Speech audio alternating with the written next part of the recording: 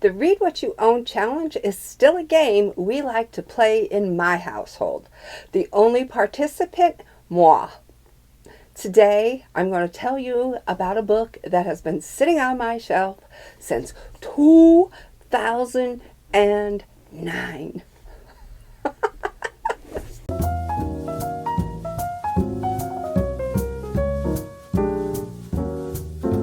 Hello and welcome to my channel. Thank you for joining me. Let's talk about a book that's been sitting on my shelf since 2009 and it's starting to get yellow. Its pages are starting to get yellow. That is not a good thing. If it was weathered because I read the book many times and it was manhandled in such a manner that it's starting to look worse for the wear. That is not the case. It's turning yellow because it literally just sits there. I have not even cracked a spine on it until I decided to pull it off the shelf and find out Mishima Wolff. Mishima Wolff is down. I almost showed you the book, but I'm not ready to do that yet. The question is, am I down? Am I down? The book that I'm talking about is I'm Down by Mishima Wolff. This book is told in the Tina Fey, Amy Poehler, Molly Shannon, Amy Schumer fashion. Yeah, it's hilarious until it's not. There are some, rough, turbulent waters in the book. Funny that I should say turbulent waters because it has to do with water when the book does start to get turbulent, or at least continues. It starts to get all right. Okay, I get ahead of myself. I have a brain that is much like a tree.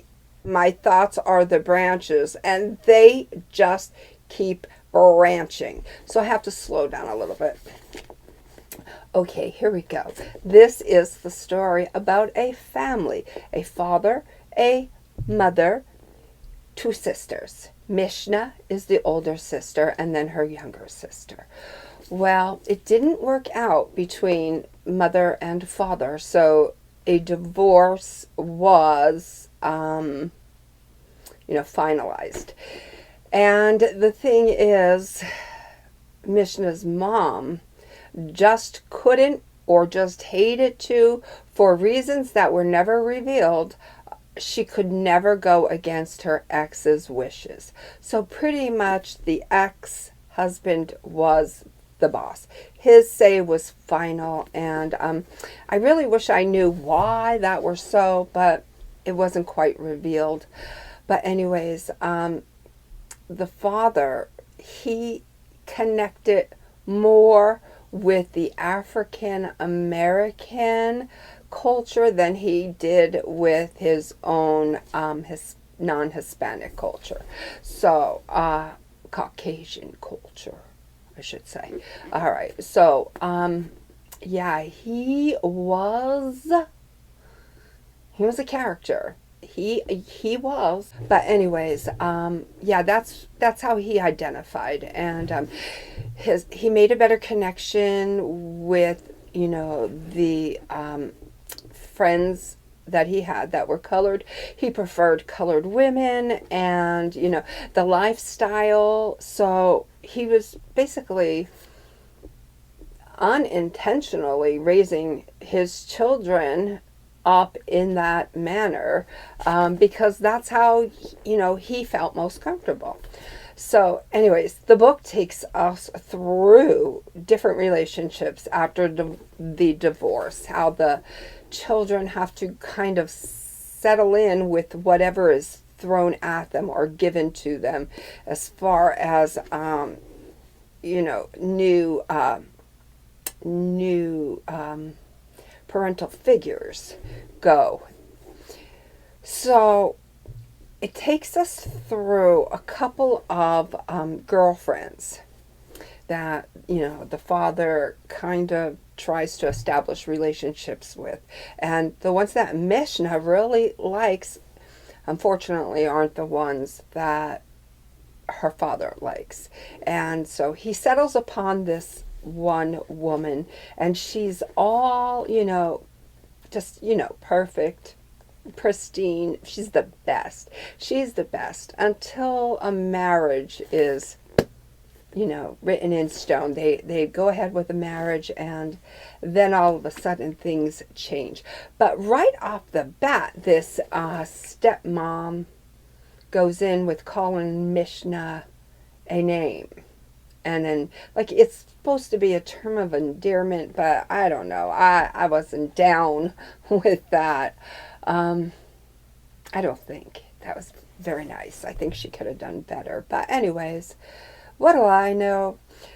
The book is fun. It doesn't sound like I'm telling it to be fun, but it is definitely fun. Like I said, it's witty, Tina Fey, Amy Poehler, that kind of thing. And it's a page turner. It's really, really easy to read. You will have it read in no time. Maybe 3 days tops.